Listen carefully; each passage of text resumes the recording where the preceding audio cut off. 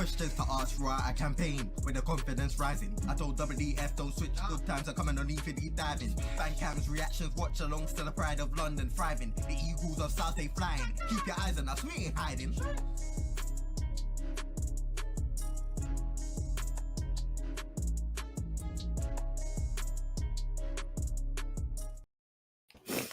Yes, guys, welcome back to Eagle Eyed Football, and this is TACT Eagle against Burnley. Jeez. Bit of a different one today because if you haven't heard, we may or may not have a new manager who is about 40 years younger than our old one, Mr. Oliver Glasner. Just very quickly, Dan, before we dive into it, are you happy with this appointment? Yeah, no, absolutely. I think in terms of managers we could get on a free, I think he's definitely probably the best one that I can think of off the top of my head. I think as well, his style of football, as we'll talk about later, is very different to what we were used to under Roy, which I think will be a very welcome change. So overall, very happy. They obviously read my first scout thread and was like, "Yeah, that's our man." Well, I told you, Texas sitting there refreshing your tweets because guess what? We bought Wharton after you done your thing on him. You never Hopefully we'll get John Rowe in it. Yeah, hopefully we get John Rowe in the summer. Yeah, you better do a thing on Philogene, and then he's coming as well. He'll be coming up. Don't worry. I've got a list of players.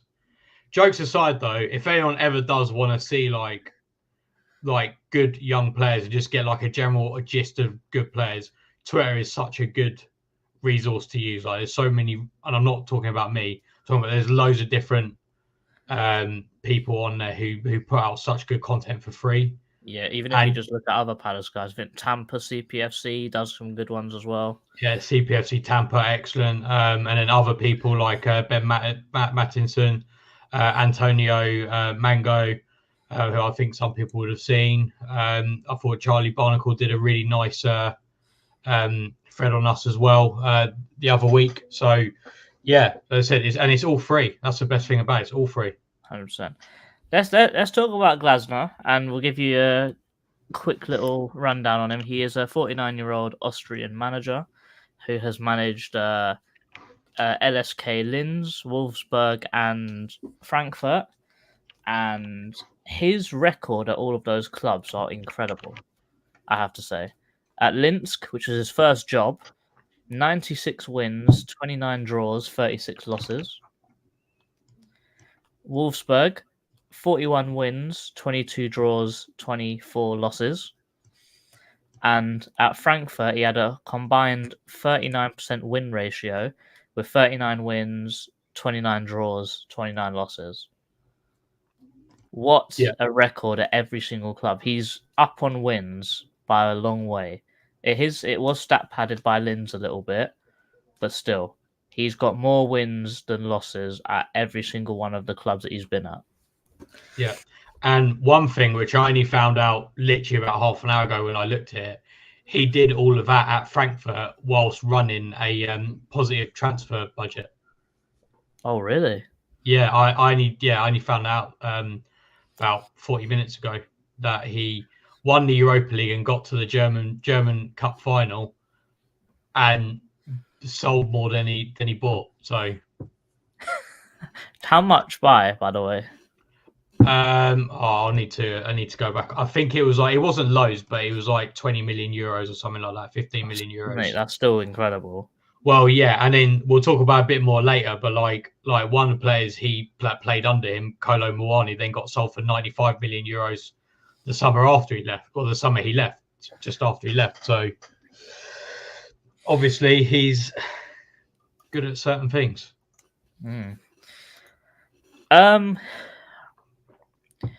Let's go into the predicted 11, and then we'll start talking properly.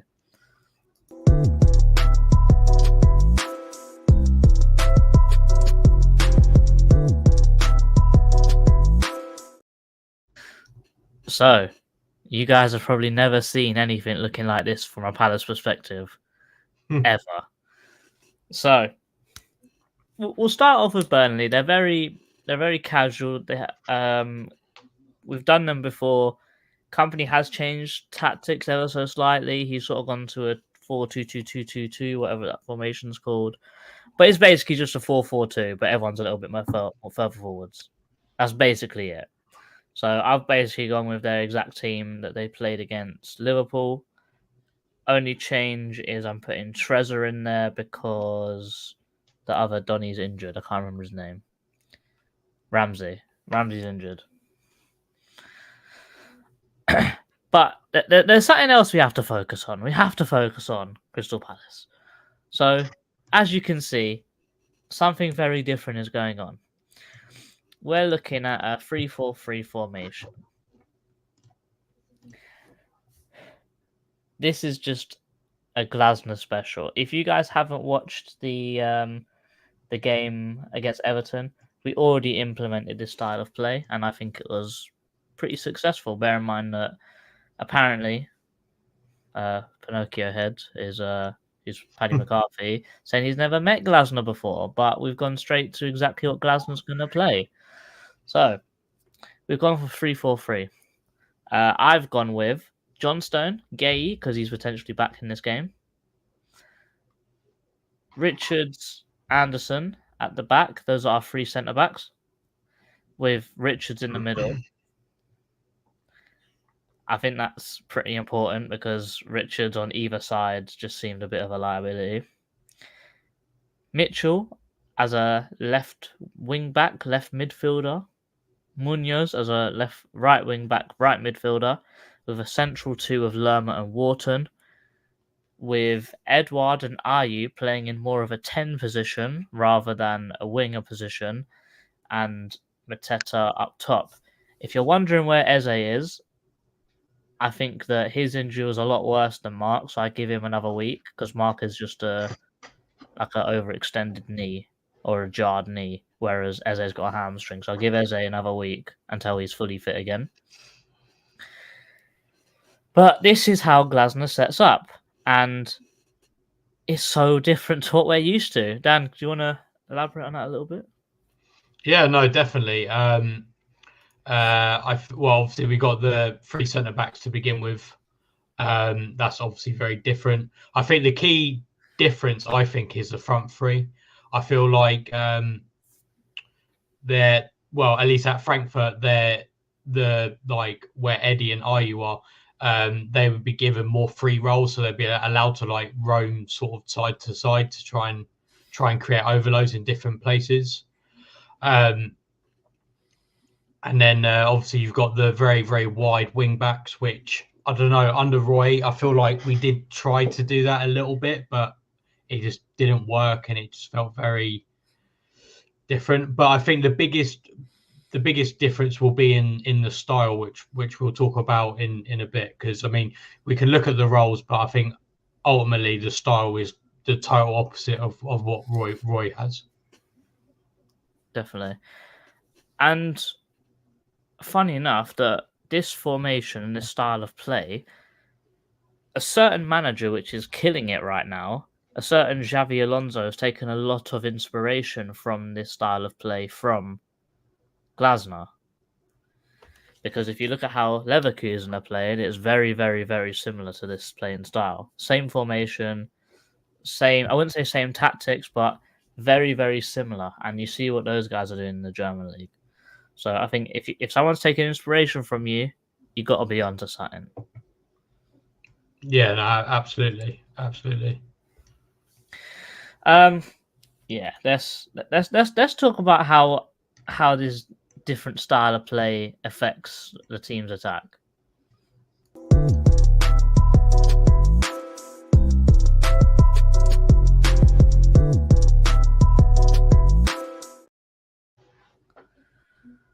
So, this is a lot. So, this is obviously our first tactical breakdown of what GLASNER's doing.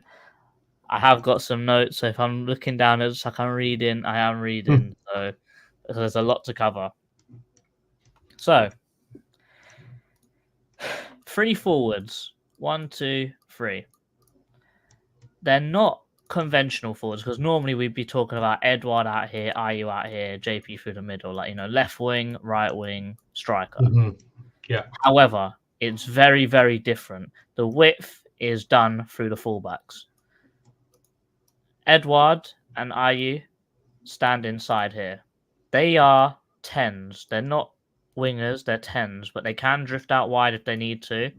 And if they do drift out wide, the fullback will come inside, for example. So you can create an overload on each side. That is basically, in very, very little words, how Glasner sets up. Everyone knows what a back three does. Just stay compact, stay together, and work it out. But the wing backs is the key to this formation. So, how do we go forwards? Let me get a ball. So, Glasner operates a 2 in midfield, which is okay, but I think it makes it even better when certain players come back from injury. I'm not cussing Lerma at all here, but I'm saying a certain Czech Decore would fill would fill this role a little bit better. But the 2-man midfield is 2 6s. But 1 6 is a little bit more advanced, let's say. So, how this happens is if the ball is up high, one of them will drop into a generic 6 position and another will sort of push up like this. They will be in a line. So you'll sort of end up with like 3, 3, 1, 3. So it's a bit strange. But there's a lot of sense to be made from it. This is to screen, and this is to be another option. I think option is going to be the key word in this in this tactical analysis today, because Glasner likes to make options for passing. Like I said, all 3 of them operate in a very close proximity, so they can do one-touch passes. We actually saw this a little bit implemented into the game we played against Everton. I think the ball was out on this side. Edouard beat the man. Mateta was over here, popped it into Mateta. Ayew picked up the space. Ball came in here, and then Munoz was like steaming through, wasn't he? So he passed it out to him, and Munoz should have had a shot, but I think he pulled it back to Lerma, didn't he? And Yeah, Lerma he did. Yeah, skied it. But it's the fact that we can go from all the way out here with most of our teams sitting back to, in this situation, having a shot at goal in a very short proximity of time. So what we normally do with Hodgson is we're looking for triangles. Triangles are the best shape when it comes to football. However, Glasner's slightly different. Glasner wants squares. And what happens with squares? There's 2 triangles. If you really think about it that way. So it's True. a way of building up. So, for example, if we have the ball over here and Mark's over here, what will happen is there will be a shift. Mitchell will come short to give an option. Lerma will come short to give an option. And then Edouard will come in to make the square. But what also happens is that they have 2 other players who are making options for balls out of this square. So 1 will come short and 2 will run. That's the general consensus of what happens. So, for example, in this situation, Wharton could come short as the option out. So if Lerman's got the ball, he can hit it. So he's the option. He's a safe option out for all players in this square. However, what will happen is that if Wharton becomes an option here, Ateta will also become an option, coming short. And I said there's 2 runners. Ayew will then pick up the space that Mateta's left and run in behind, and Munoz will run into Ayew's position. So you're going from a formation where everything's very standardized, very cool to switch in to having a complete overload up front, so you've got a lot of security with the ball, to then having 2 people completely unmarked running through the pitch. Granted, it's going to need a lot of energy, but I feel like people like Ayew and Munoz have that energy. We saw it in the Everton game. This is very crude and rudimentary of what they're actually doing in that game, because it's only been implemented for 2 days, 3 days. Hmm. Work on this, make it a lot more fluid. Is very, very dangerous. So, for example, with someone like Wharton, he could pick up the ball, spot that pass. Oh, Wharton won't go that far. He could spot that pass. I think he tried to thread the ball through to Mateta a few times, but unfortunately, he's just slightly offside. Yeah. Going back to how it is, he's here. The full this may be standing on Dan's toes a little bit, but the fullbacks really are. I don't think I can emphasize it enough. The fullbacks really are the main source of attacking and defending in this team. So really, this team is a 3-2-3 with 2 wide men that Yeah. could either be up here or they could be back here. But they're put here because they're going to do a lot of running, basically. The part of spreading the play is very important as well. So, like we said with this example of everyone's over here, what could also happen, which sort of happened in the Everton game as well, is that their team will look like this, but our fullback will be holding the touchline. And this is because our fullbacks are going to act like wingers from now on. So, potentially, something dodgy might happen with Mitchell. Mitchell may drop to the bench so he can get a more forward-thinking fullback. But it's important that we've got this transition in play. Yeah, that's something that he did that quite a lot at Frankfurt, but reversed it for the other. But reversed it for the other side. So he's obviously tweaked it in this case so Munoz is that person, whereas at Frankfurt it was the left wing back who was that person. Kostic. Yeah, Kostic was that guy, and he was very energetic. He used to be a left back, funny enough, and he's very good going forwards. And crossing is also a massive part of his game as well. So we're going to talk about how he's different in set pieces and stuff like that. But crossing is a huge part of his game. It's all nice and good. They do the one-touch passes, they make the squares, but just banging the ball in the box, good old-fashioned style. Mm-hmm. I don't know if that's a pause or not, but that's what he does. He loves a good ball to the far post. So let's have this scenario. Yeah, let's say that Wharton's found Munoz on the wing.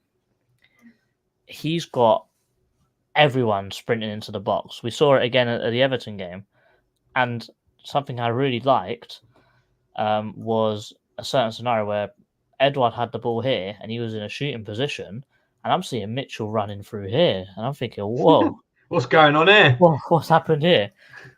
Altitude sickness. And the ball's, I think the ball's gone to Mateta about here, and Mateta's absolutely fizzed it at Edouard. The touch, by the way, big up Edouard. Did you saw that touch in it? I can't remember the specific one, but As I said, the touch is beautiful. But seeing overlap, seeing forward thinking, seeing different runs, which is what we've been calling for ages. Glasner's formation seems to have everything, and still 5 players back at all times, whether it's the 3 centre-backs and the midfielder, maybe it's 1 midfielder, 3 centre-backs and 1 of the full-backs. There's always options going forwards and there's always options defending, which is very important. I think the last thing to talk about is maybe a little bit about defending as well. But he likes teams to press in packs. He really does. And it's a thing of he likes to win the ball up high. So with these three, Mateta, Edouard, and Ayew, if O'Shea's got the ball, because they operate in such a small vicinity, they can cut off so many passing lanes because they're so close to each other. If they pick a man and press, basically the only out is either over the top, which we've got a lot more players back, unless they can like get it into this pocket here with Brownhill, which would be a great pass. But the only real way out is either back to Trafford or launch it long. And with three centre backs, Lerma who can jump like into the heavens, I think that we've actually got a pretty good opportunity to win the ball if they do lose it. So it's very high press, high reward. Only issue I can see with this is that if we get a bit too excited and we end up like this, then we're in trouble. Then it's a 4v4, 1v1 on every man. I think we'd be okay in that situation because I think, well, I don't think that situation is likely to develop. Like because at Frankfurt, like they tended to go, they were like, what's it called? They tended to stick with the person that they were pressing in that sense, and they seem to do it very intelligently as well. So like they would only go when it made sense to, if that makes sense. Yeah, completely. Also, we actually done it in the Everton game. I did say that kicking out is a very important part of Glasner's game. And it's very important because we've already seen it before. What Glasner loves to do is he loves for the goalkeeper to hit it to the striker, and because there are so many people around the striker in close proximity, so for example, these guys here, they're all very close. We actually saw it already. John Stone hit it to Mateta. He held the ball up. Edouard made this run, which took O'Shea. Ayew started making this run, but this guy was too concentrated on Mateta. Mateta slipped the ball into Ayew and goal. The ball went from the goalkeeper's foot to in the net in less than 10 seconds. That is exactly how they scored in the Europa League final for Frankfurt. Exactly the same thing. I wouldn't say it's groundbreaking, but I would say that having those guys in such proximity with extra fullbacks as well, it completely kills a four at the back because you're overloading them before you've even done any nice fancy passes. Mm-hmm. Definitely.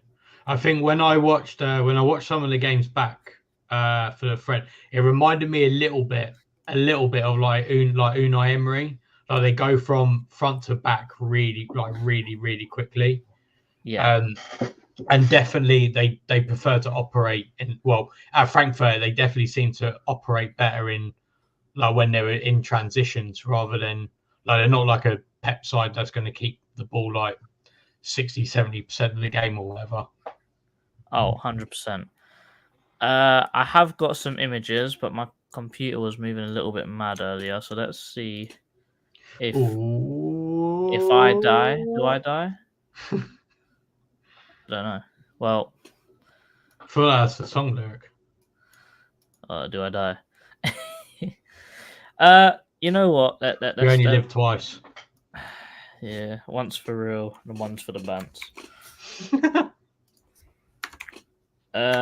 Okay, let's see if this works. Let's have a little look. Day saying, do I need to renew my passport? Glasner has started very slow at all of his clubs that he's been at. However, he has turned it around. When he has got it going, it's been very good. So, I don't know. Not this season. Definitely not this season. Yeah, but I have to say that after seeing what we saw after not many days of preparation for him, let's say, I think that it looked good. Yeah, definitely. And I think ultimately, end of the day, as long as it's the big if question. Like if he gets backed in the summer, you don't know. I mean, he didn't really get back to Frankfurt, and he still got European football. Although I would say it's probably a bit easier for a mid-table team to get European football in the Bundesliga than it is in the Premier League. Rich saying issue may be fitness because we're not used to it. It's definitely going to be hard, and there's no shying away from that. I thought we saw that in the Everton game as well. To be honest, I thought we died knackered after 75 minutes.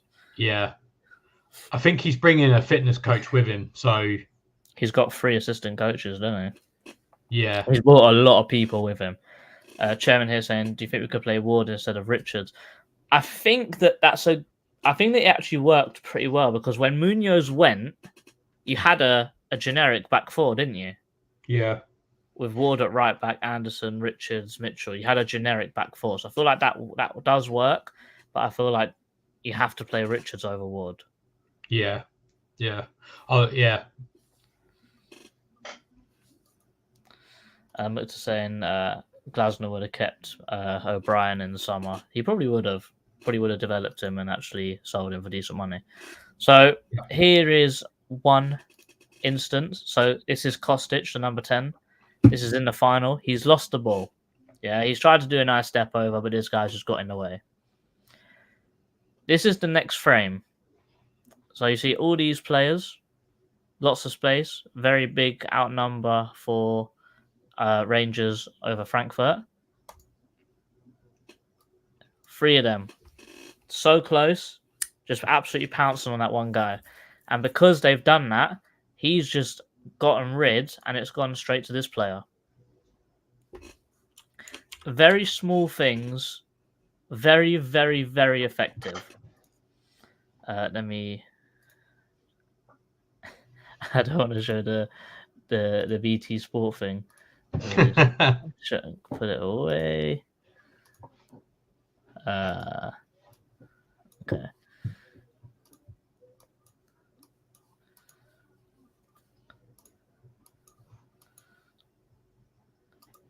Yeah, apologies, people. This has been a bit of a mess for me today. Here we go again.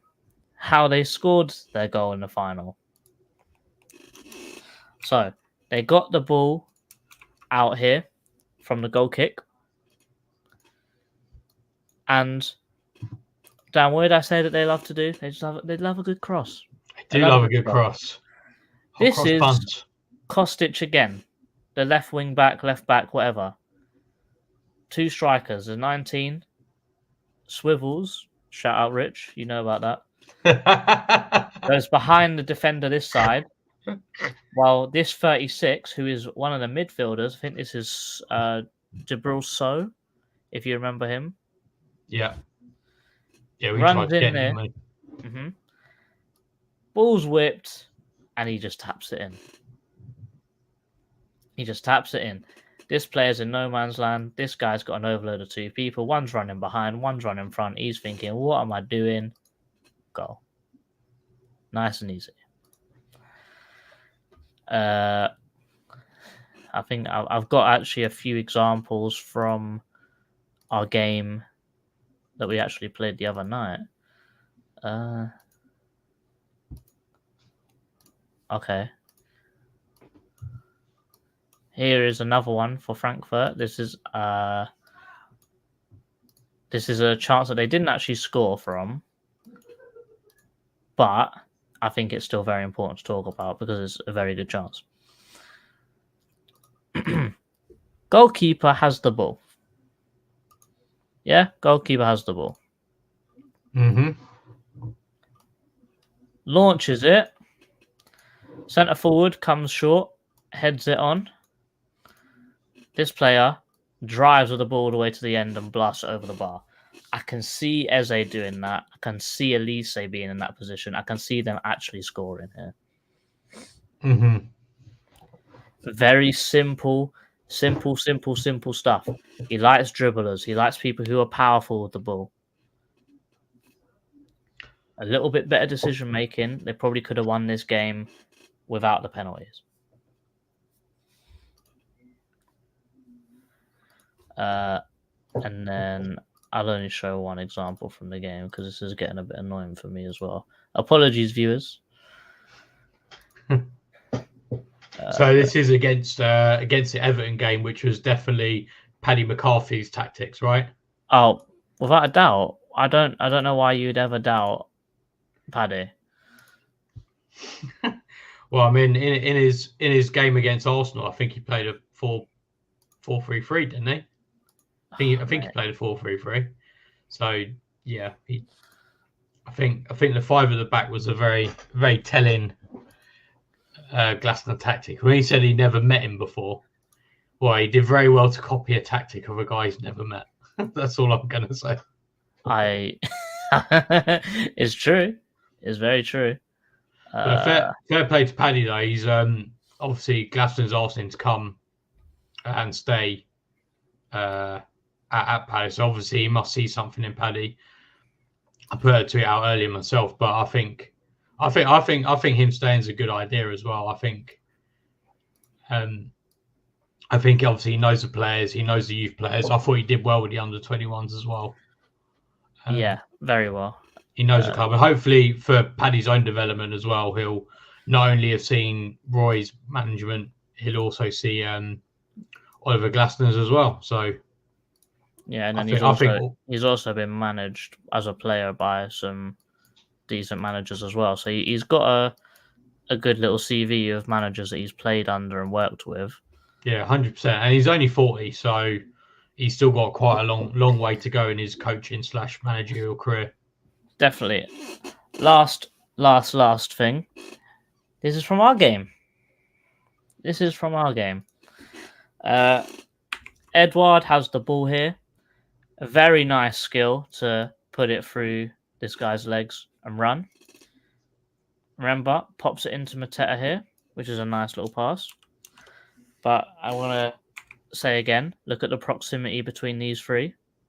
Nice. Very close. They're showing this style of play very well. You can see Lerma is also joining the attack, and what we said about Munoz. Very much over to this side of the pitch and very much in an attacking phase when he's running. Ayew gets the ball here. Look at Munoz. This is their left back. Complete overload, complete lack of concentration, and we've confused the hell out of him. This ball goes straight to Munoz, which is exactly the right thing to do. Here is probably where I say the first mistake happens. Yeah. Glasner would have wanted Munoz to take this on the first touch and shoot. And to be fair to Munoz, he has just started at this club. I reckon if he still played for Genk, he's shooting here. Because he has scored from this situation many, many, many times at Genk. And I feel like this is the reason why we bought him. Because he's a very fox-in-the-box kind of... This is a mad statement. He's a fox-in-the-box kind of fullback. Well, he's got wait, let me double check. I'm fairly sure he scored loads of goals this season. I think he's got 6 goals this season. For Genk, he's got 5 in the league. Yeah, this season. He got 8 in the league last season. Yeah. I would say at Genk he's shooting here. And that's probably what I would think Glasner would want him to do. However, what he does is he tries to do the safe play, plays it back to Lerma, who scored a screamer last week, who's got the whole goal ahead of him. Branthwaite's in no man's land. This guy's twerking for him. Little Arms is in no man's land as well. But unfortunately, it does land on his weaker foot, and that happens. Yeah. Also, I think the ball arrived to him very quickly as well. If my memory serves I think correctly. if I remember as well, I think Munoz's ball back was bouncing as well. But difficult chance. It's so different to what we're used to with Roy. We've got a 3 at the back now. We've got flying fullbacks. We've got a front 3 which is very closely knit. They're asked to pass to each other. They're asked to look for each other, and they're asked to break with a lot of speed. That was a lot, Dan. Please. Well, I mean, you definitely. I mean, that's definitely the biggest part of this. I mean, the way his teams attack is very interesting. It's so different to what we had under Roy, and even for like about a season under Vieira as well. So I think it's worth talking about the positives of the attacking play, because I think that's what everyone is really excited about, to be honest. Mm-hmm. And we need to remember that this isn't his only formation. At Wolfsburg, he has played a 4 at the back. He has played a 4-3-3. He has played a 4-2-3-1. Mm-hmm. He has done that when he's needed to. And also, if he's trying to sit and hold a win, he has played a 4-5-1. He has, I mean, not a 4-5-1, a 5-4-1. He has played a 5-2-3 when he's playing and he wants to be on the counter-attack. Yeah. He's very flexible and he will make subs at halftime. He's done it many times before. And he will change formation mid-game. If the game started with a game plan and it's not working, he is not afraid to take people off in the first half. He has done that quite a few times in his career. He's not afraid to change the whole system at halftime or to even make a formation change in the first half as well, just so his team doesn't go a goal down. He's a very proactive manager rather than a reactive manager. Yeah. And also something that I don't feel like we're probably not going to talk about, he's very vocal on the touchline and very animated, which is going to be very different to what we're like with Roy Hodgson. So it's going to be quite a nice sight to see. It's going to be a little bit like Vieira again, where he was really animated on the touchline. He's really getting his point across, and he is a very hands-on manager. He will take over the coaching of the first team on certain days when his coaching staff aren't. Like he'll just take over their thing on one day randomly. So the players are always going to be on their toes. Potentially a little bit like an Allardyce thing, because he had his goons doing everything, and then one day just show up and cuss everyone, and then everyone's going to listen. But that's just an Allardyce way, isn't it? Yeah. Absolutely. What we're going to do now is Dan's going to talk to you about how Glasner sets up his team defensively in his back three or back whatever he plays. And then after that, we're going to talk about certain player profiles which he has and does like, and how that compares to this Crystal Palace squad.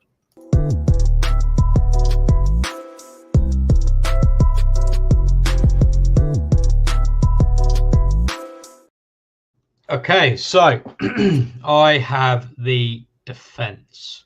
So similarly to what JC was doing, I'm not going to spend too much time on talking about Burnley or anything like that. So, I mean, they still have the same issues defensively as they did before. So what I would say is maybe check out our video from before, which I think was from November. So just type into the search bar TACT Eagle Burnley and it will come up. But effectively, they're quite narrow. They let a lot of crosses in, and they are very susceptible to transitions and very susceptible to making errors when being pressed. So defense, I think there's three things that we can really talk about. First thing, we want to talk about the low block, which is standard for pretty much every team. And also, I guess 4 things as well. We want to talk about the press higher up the pitch as well, which I know JC's touched on. Also, maybe a tiny bit about the rest defense. So when we've got the ball, who's staying behind. And then finally as well, how are we in transitions, which I think will be especially important for this manager. So first things first, let's talk about which way should we go? Let's talk about the low block first. So the low block tends to, as you can imagine, look something like this. So it ends up being like a 5-4-1. With the striker being relatively passive in that. But effectively what they're trying to do here is trying to stop any overloads from the other team by just restricting the space as much as possible. I think having that extra player on the back line compared to a 4 at the back, I think is very useful, because it, like for example, if I don't know, the other team, I didn't have a 9 by the way, that's why there's 2 10s. Let's say one of the other players moves inside or perhaps a couple of them move inside or whatever, or maybe a fullback joins in. If you just had a, say, like a 4-5-1, this back line is already overloaded. It means that they're pinned back. It means that they'll have to go quite narrow like that. And then that means you're susceptible to any overlaps on the wing or anything like that, which is actually the tactic that that obviously we're trying to employ. We're trying to make their defence narrow and then make them feel bad with our extremely wide wing backs. So let's bring this back in. So obviously if we got 5 at the back now, we can afford to go a bit more wider, and it gives us a bit more cover in that wide space. And also whoever's helping defend on the wing. Sorry, I know I've got Michael Elise and Bereze in there. That's just wishful thinking. Yeah, no, because when I was doing it, I was thinking, what would be the best team that we've got without injuries this season? Yeah, so that's why Sheck's not in there. But yeah, it gives cover on the wings as well. Again, because you've got 4 in the middle as well, perhaps Lerma can move over as well, so they can move over. So that's again, I feel like GLASNER's quite a good manager for flexibility. So therefore, I think he'll adapt these depending on the team we play. Also, as well, because we do play very transition-based football now. Well, I presume we will under GLASNER.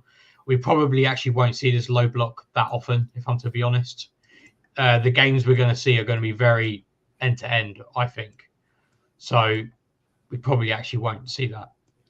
Right, now let's go to the other end of the pitch. So as I said, JC's touched on this, so I'm not going to spend loads of time on it, but we're going to be talking about the press.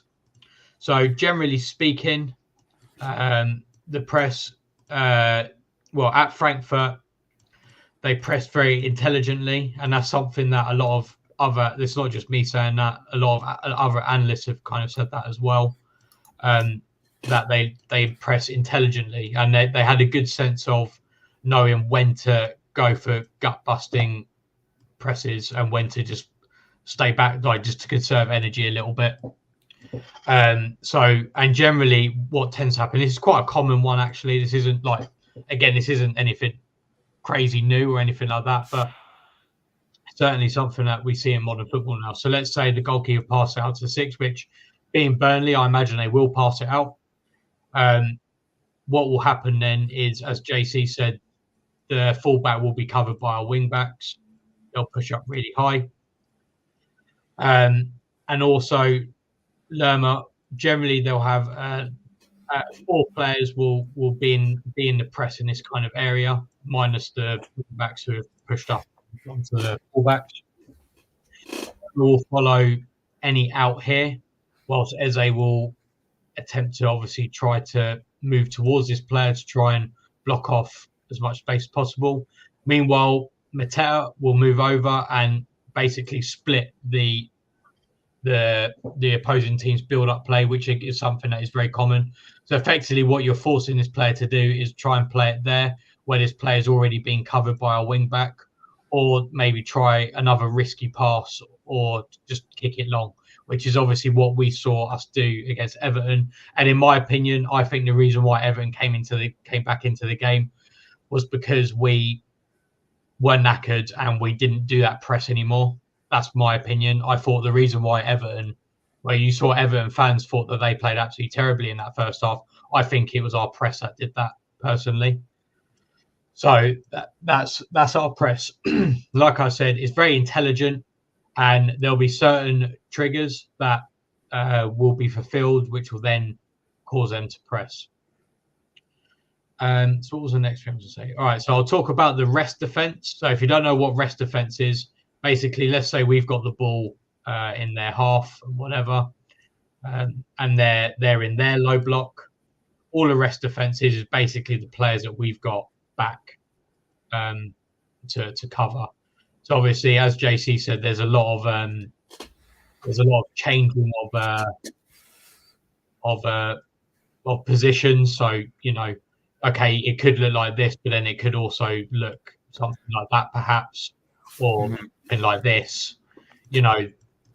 And also, like I said, like there's a lot of overloads on this side of the pitch. Yeah. But generally speaking, they'll have that 3-2 at the back, just to ensure that there aren't any real like counters. It might go to like a 2-3 or something like that. But generally speaking, it's something that you would see in quite a large number of teams. Mm-hmm. Also, he has got a big thing about maintaining possession. So if you are in a bit of a rut out wide, for example, he doesn't mind just switching it because there is always someone hugging the touchline at the other side of the pitch. Yeah, no, absolutely, yeah. So if they recycle that play, keep the ball, there's no transition, no counter attack for the other team. So then you ask, what about the transition? Well, obviously, okay. Let's say we're doing our thing. Let's say, I don't know. Let's say it's something like this. We end up in a position like this. I mean, I don't really know how Burnley will play necessarily, but let's say we end up with something like this. Goalkeepers there. Their defenders are quite narrow because obviously we're trying to play through them.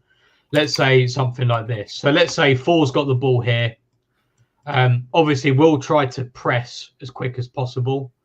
I get the general feeling that if we can't press and win the ball, say within a few seconds, then we will look to then drop back into shape. So the good thing with our counter press is that because we overload certain areas of the pitch, let's say that, and for people who don't know, a counter press is basically the press that happens. It's the best way to describe it is thinking about defending whilst you're attacking, which I know sounds very Roy Hodgson, but it means a counter press. So let's say, for example, we've got loads of players in this area, right? So if we lose the ball there, it means that we have lots of players around that area to then try and win that ball back as quickly as possible. And that's what a counter press is. So if that counter press doesn't work, which we will obviously try our best to make sure it does work, but if it doesn't, then we'll fall back into shape. But obviously, as you can see, these are the only things that I think defensively would worry me a little bit. And I say worry me, I mean, at the end of the day, in GLASNER's first season at Wolfsburg, he had the 4th best defence in terms of XG. 5th best defence in his second season at Wolfsburg in terms of XG. In his first season at Frankfurt, he was around about 1, 2, 3, 4. He was 8th. And then in his last season, he was 7th. So he always has top half of the table defences. So he has thought about this, obviously. But obviously, as you can see here, the only things that I say would perhaps worry me a little bit are obviously these spaces here. And this is the only reason why I think the centre backs that we do have, I think. Wait, hang on. Why didn't that duplicate? Okay, I'll just do another one. This is why our right-hand side of the fence does worry me a little bit. The only reason I say that is because I think Gay is absolutely fine at defending the spaces on the wings, but I don't think Chris Richards is very good at doing it in terms of his positioning, because I can't. What game did he play? What was the last game he played at fullback? I can't remember. What game was it? Was it Brentford? Arsenal. We lost 5-0. I know, or maybe it was the one before that then. Or maybe it was before that then, because I didn't watch it. Oh no, it was Brentford. He played at the right side of a free. Okay, against Arsenal, but at Brentford he actually played right back the whole game. Okay, so it's a Brentford game I'm thinking of. Now, let's remember, Brentford weren't in very good form at the time, but they didn't have Wissa, they didn't have Tony, and they didn't have Mbermo. Yeah, and he got rinsed pretty much all day. Like every time I watched him, like I thought his positioning defending that side was pretty awful, to be honest with you. So that's the reason why, if I was to choose one, I think this would be the back three configuration with those three. Now, I can see we'll talk about this in a minute when we go over the player profiles, but that's why I can see the argument for Joel Ward. But obviously, we'll go over that in a minute. But Joachim Andersen as well. I don't think he's bad positionally. I think he's just a bit too slow. So He does play right back for his national team sometimes. fair, but I still think he's quite slow. And I think if this was the position, and let's say, I don't know, the manager wants to exploit us in some way, I can imagine that he'll say these players go over there. I would say they'll go more to our right hand side rather than our left, just because I think Gay is more than capable of dealing with that with his pace, and like he's quicker. That's why our right hand side is a little bit. I'm not too sure, and that was a problem that well, I say a problem. Like I said, defensively they were still pretty solid, but I think they still had their main issue was defending those kind of transitions where they affected the other team did get into these areas and then managed to create a chance through that. But having said that, obviously, if we lose the ball here, I imagine we would want our two midfielders to drop as soon as possible. And then perhaps then they can then help aid these players as soon as possible. Again, hopefully we'll be able to get back as soon as we can. So I don't know if the reason at Frankfurt was because their players weren't very quick. I'm not 100% sure because I only watched about 4 or 5 games of theirs. So I don't know if that's why, but that was something that did come up. But having said that, maybe that's an area. I think this is definitely an area that we can improve in the summer. So that's that. But yeah, so that's how Glasner sets up defensively. It's not as interesting as the attack, but it's still good. Well, before we talk about player profiles and what he's going to be looking for in the summer, so for example, there are some comments asking some questions. UK Pat here saying, so you're saying we need to get a striker even more because if we are comfortable in some ways, this is fine to stop the pressure. I think unironically, Mateta's quite good in sort of this formation because he's very good at holding up the ball and playing in other people. Yeah, I agree. I think Mateta will actually be all right because in Glasner's first season at Wolfsburg, he actually had Wout Weghorst, who obviously we've all seen play for United and Burnley. So, and I don't think Mateta's that dissimilar to him, to be honest. But yeah. Nikki here says, what's your thoughts on França as a false 9 between Eze and Elise? That would be a car crash because we need a big man up front with this formation.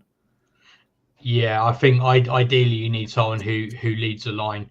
In my opinion, I think França would just be very good backup to those two, or hopefully down the line he'll then take their place.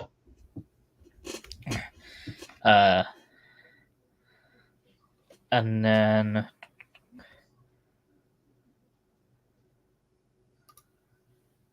what player do you think will freakishly come into the 11? I don't think any of them. I think the only one I could see happening is if Mitchell gets injured, we're going to have to try and flex Schlupp into that position. That's the only thing I can think of, and that's nightmare fuel. Yeah, I mean the only width he holds is around his stomach. So, oi, zing. So I just thought of it and I thought it was quite funny. So.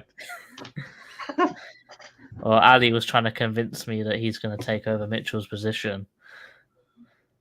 For what reason, Ali? I don't know. So I just sent him back that image of sparking some massive cigar. That's what he's going to be doing on the bench. Brilliant. Sean here saying Teo, maybe next season, if he has a good loan spell at Molenbeek, which he seems to be doing all right, maybe we could see something from Teo. But I reckon Teo's too attacking, if I'm honest. Yeah. Stuff at the Yeah, moment is polishing Glasner's wheels. yeah.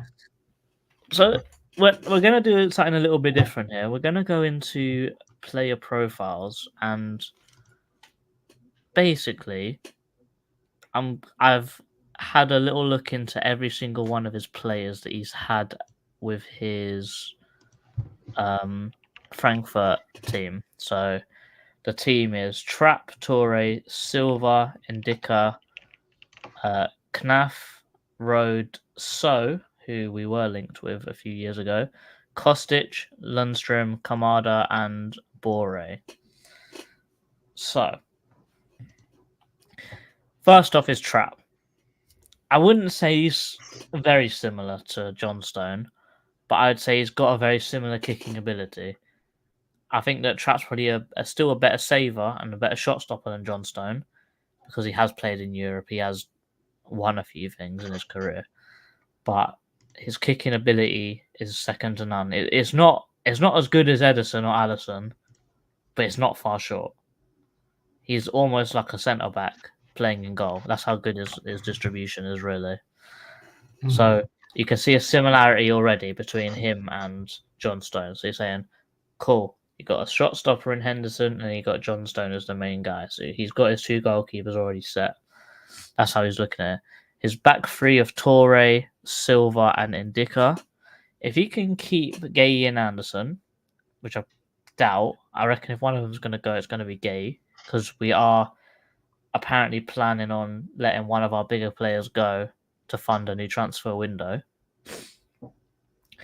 But I would say if we sell one of them, and I would say that's if we sell Gay, for example, let's say we sell Gay for 70 million. And then we bring in someone like Pershers and Ronnie Edwards. I can see Rex said Ronnie Edwards. So we've replaced those two. I would say that is almost as good, if not better, than that backline. Then you've got Knaf, who was their left wing back. Their right wing back, who is a little bit more defensive. He had whenever he played with those really high mad fullbacks, he had one of them which always was a little bit more reserved, and the other one which was a little bit more attacking anyway. And you saw that because the left side was Kostic, who loved to go forwards, and the other one sort of stuck back a bit. I wouldn't say he was more of a centre back, but he was a lot bigger, a lot more physical, and he was a lot more defending. He still scored some goals, don't get me wrong, but he was a little bit more inclined to defend compared to going forwards. In the middle, you got So and Rode. So we tried to buy him. Very, very, very Conor Gallagher-like kind of player. Lots of energy, always running around, pressing up high, passing the ball through, scoring bangers. Very similar to a certain Jefferson Lerma. Also, in those two midfield roles, he loves both of them to be able to pass. And Chet Decore fits that bill perfectly, and so does Adam Wharton. So you're saying, okay, there's more similarities here again. In their 10 positions, they've got Lindstrom and Kamada. Both of them very confident on the ball. Good dribblers, good shooting. We've got Eze and Elise. I don't want to cuss these guys, but Eze and Elise are clear of those two players. Granted, those two have got a European trophy and they've played in Europe, but if you give Eze and Elise the opportunity to play in that position, I think they'll thrive even better. And as we said, Bore, very, very similar to a certain John-Philippe Mateta again. So he's already got the minerals. It's just injuries right now. And I think that what we're going to see in this transfer window is we're probably going to see a lot more firepower coming into the bench and potentially maybe improving certain positions, maybe improving Mitchell, for example, for someone who's a little bit more forward thinking. Mitchell won't be sold, I don't think. He'll be put as a second choice. But you can see after going through it like player by player, looking at his best team at Frankfurt, you can see probably why he took this job, because he's seeing a lot of similarities between his winning team and us. And I think that we've all said it as Palace fans. We're always 1, 2, 3 players away from being a European team. I don't actually think that's that outrageous to say. When after that Vieira season, if we kept Gallagher and we bought a right back and a midfielder, I think we would have been there. And kept playing that way, I think we would have been there. But unfortunately, that wasn't the case. And I feel like with this guy, I think he can see that the team is already pretty much there. Just a few more players, and then we'll really start to go and skyrocket up this league. What are you saying about that? Yeah, no, I to be honest, I totally agree with all that. I thought the same thing when I was watching it all back. I thought, yeah, we've already got, minus the injuries, we've already got the players. To be honest, even with the injuries, like I think we've still got a half decent team. With like taking into account like the way we're play, like the way he wants to play as well. And I mean, I think and I think like you say, like I think if we sell a player, and also let's be honest, we've got a lot more money than I think we've got a lot more available money that we could spend that I don't think we're really letting on to. I mean, I think certain deals in the recent past have maybe shown us that, but I think if we then sell one of our players, let's say Eze or Gay or whatever, we've got more money, and then hopefully we can just use that money to then strengthen in the players. And I mean, with our centre, I think our centre backs are probably the places we'll want to strengthen first, just because Gay could potentially go. I also think Richards is okay there, and I think after that you've only really got. I mean, I think Mitchell would do a job at left centre back, and I think Joel Ward does a job at right centre back. But obviously, I think you want just maybe a bit more than that as well. Also, and they'll need to remember that Richards is very injury prone as well. Yeah, he's injury prone, and also I think those three centre backs they need to be progressive in some way, whether that's with their carrying or with their passing. And I don't think Richards is really that kind of player. I think he's great defensively in that area. Like he'll block shots all day long. Like he'll make great tackles and so on. But I think when it comes to like being progressive and stuff, I think he's okay, but we could do better. Obviously, in that middle, I mean, Sheikh Doucouré and Adam Wharton, I mean, if they play together, I don't think the other team's ever getting the ball, if I'm to be honest with you. Mm-hmm. It does remind me a little bit of Sheikh Doucouré at Lens, no, when he had Seko Fofana next to him. Yeah, they played a 2 in midfield, and they were still bossing the midfield just because of how good they both are at passing. Nothing else. Oh, yeah, exactly. And I mean, we've seen Wharton's passing already. We've seen Doucouré's passing. They both can, get out of box blindfolded and make a pass. Do you know what I mean? So they're excellent players. And I think as long as, and this is what I would say going forwards, is that as long as we keep a similar philosophy going forwards, then whether GLASNER goes eventually or not, it doesn't really matter. So as long as we know that, okay, we're going to buy young midfielders who are very good at passing, able to get out of a tight spot and is able to pick out a progressive pass, then that's all you really need to then go forwards. Because then if we manage to say with that money buy another midfielder like that, like just plucking a name out of the air, say, I don't know, someone like Archie Gray, who probably wouldn't be available, but let's just say that just for sake of the argument, then Sheikh Doucouré is inevitably going to go. Probably not this season because of his injury, but potentially the season after. Then we've got another player just to step in that place. And yeah, the wing backs as well. I think Munoz. I think Chairman's spot on there. I think Munoz was made for that role. As long as we can find maybe someone on the left hand side, maybe Ty can improve. Maybe Ty can prove us all wrong.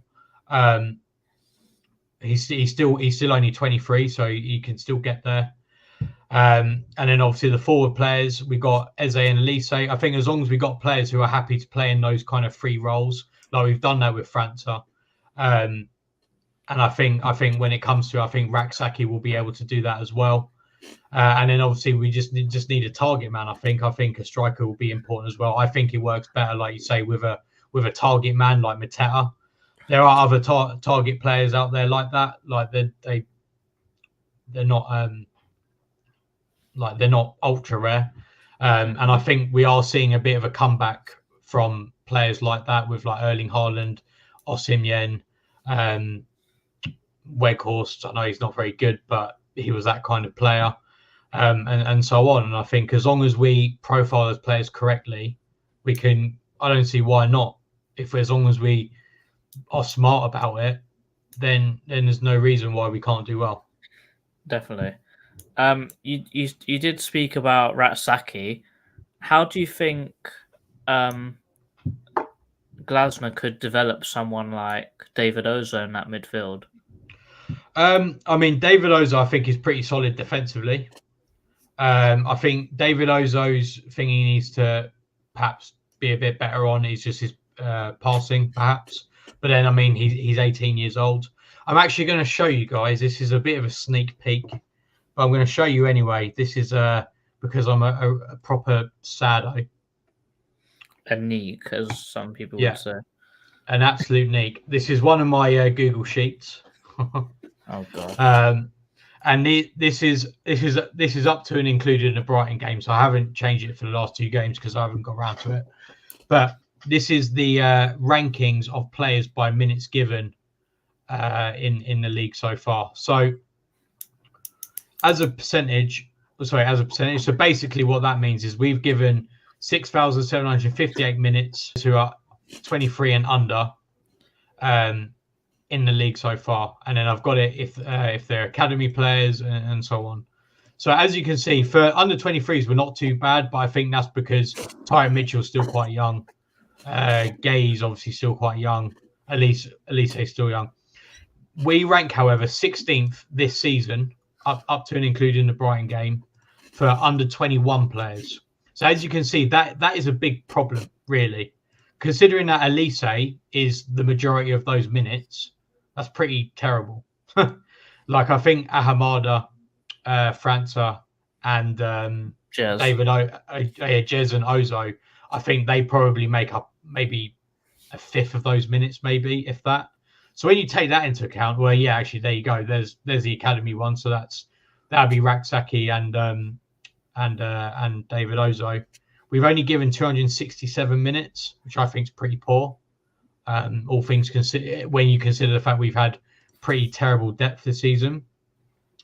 Now, when I looked at Glasner's, he in his best season in terms of giving young players minutes, he gave 13,567 minutes to under 23 players. Wow. Which, when I average that out to like how many percentage of minutes that would be, 40% of the minutes given were to players who are under 23 or 23 and under. And just to tell you how, in terms of, okay, yeah, that's fine, but our problem was with under 21 players. Well, in his last season at Frankfurt, he gave minutes to 1, 2, 3, 4, 5, 6, 7, 8 players who are 21 and under in his last season at Frankfurt. And 2 of those players got over 1,000 minutes that season, which, when you consider the Bundesliga has 4 less games than the Premier League, I think that's pretty good going. Sorry, go on. Do you know if any of those are academy players or just young players that he's bought? I don't know, just because I didn't have enough time. But I mean, 3 of those players, in terms of minutes given, he gave. I don't know if they're academy players or not, to be honest.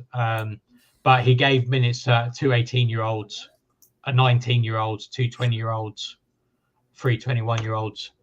Season before that, he gave over 1,000 minutes to 3 players who are 21 and younger. Indika got 2,800 minutes. Lindstrom just got under 2,000 minutes. Hauger got just over 1,000 minutes. At Wolfsburg, bit less, but I think that was just their team. But he gave 2,590 minutes to a 20-year-old French defender. And in his first season at Wolfsburg, he gave about 1,000 minutes to 3 players again. So it's quite obvious that he is happy to give minutes to those players if he thinks he's good enough. And just to talk about players who have maybe been bettered by him as well. I mean, Ndicka is one player. He actually left on a free, which surprised me greatly because I thought he was really good for them. But Kolo Muani, for example, was bought under Glasner for about, I don't know, like 10 million euros or something. He then got sold to PSG for 95 million euros last summer, a couple months after Glasner left. Jesper Lindstrom, again, bought for not very much from Bromby, I think. He was sold for 30 million euros. Filip Kostic sold for 15 million euros. So he's obviously very good at developing these players. Cool. And I guess to bring it around in a full circle, it's time for score predictions. I think I threw myself under the bus last week, so your turn. Put in the comments what you guys' score predictions would be. And also, Pat, I don't think this is going to be the case anymore. No more blaming the youth. Yeah. Unless they're dreadful, obviously. I think, you know what? I actually think we'll keep a clean sheet. I'm going to go a bit further in my prediction. I'm not just going to give you a score. I think we're going to keep a clean sheet, which I suppose is part I swear down, if you say what I'm going to say, because I think we're going to score from a corner. No, you lost me. And I'm going to go 2-0 Palace. Okay. You didn't go. What are you going to go in? I was going to go 3-0. I was thinking, you know what? I was thinking 3-0, but I thought I'll rein it in a little bit. Because I think that Company is so tactically unaware of what's about to hit him that he's going to think, they can't change that much. I suppose one good thing about our announcement was that it was on Monday, and obviously that's only 1, 2, 3, 4, 5 days until we actually 5 days until we actually play. So, but he's but we don't have Roy Hodgson. We don't have Dean Kiely doing the set pieces anymore. He's still a goalkeeper coach, but we've actually got a set piece coach now. Yeah. Apparently, we've got a fitness coach, a tactics coach, a goalkeeper coach, a fitness coach. We've got more. We've got proper coaches now. And Emmanuel Pogatetz, who's a nutcase. Yeah, that's going to be fun, isn't it? Anderson being coached by him. Oh, my God. I think he's going to love it, to be honest. Anderson's going to love it. I think Mark is going to see the dark side of Mark. Yeah. But I think, I honestly, I think we'll keep a clean sheet. I think the way Burnley play, I think we can press them effectively. Obviously, if we get knackered, we get knackered.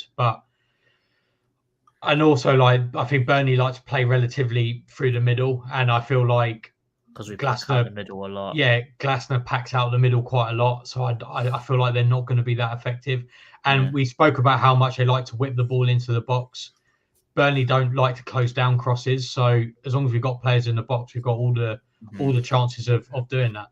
Also, at some points in that game, even though we only had Lerma and Wharton, against Everton, who have a very, very strong midfield, we actually dominated that midfield, and we never dominate midfield. Yeah, well. Yeah, exactly. So I think those predictions are fair. Not quite 5-1, but shout out another Dan. Yeah, another Dan who was smoking a lot. I think we could say. But guys, thank you very much for watching. Oh, let me have a look. I put a poll in Tactical for once. Okay, I'm going to end the poll. I said in the poll, happy with GLASNER? Question mark with a yes or no. 100% yes. I was going to say, who would vote no unless someone's trolling? A Brighton fan snuck in here or something. Yeah, 40 people voted and all 40 people said yes. So big up yourself, all the viewers. Guys, thank you for watching. This is Tactical. It was a little bit longer than usual. We'll probably be back to our regularly scheduled programming now that we've actually analysed how GLASNER plays and this and that. So stay tuned for next week. The preview will probably be tomorrow. Rich will probably do the presser on Friday because we're back to Saturday games again now. So the weeks aren't going to be all messed up now. And guys, thank you very much for watching. Stay tuned and up the Palace. Up the Palace. Eagles!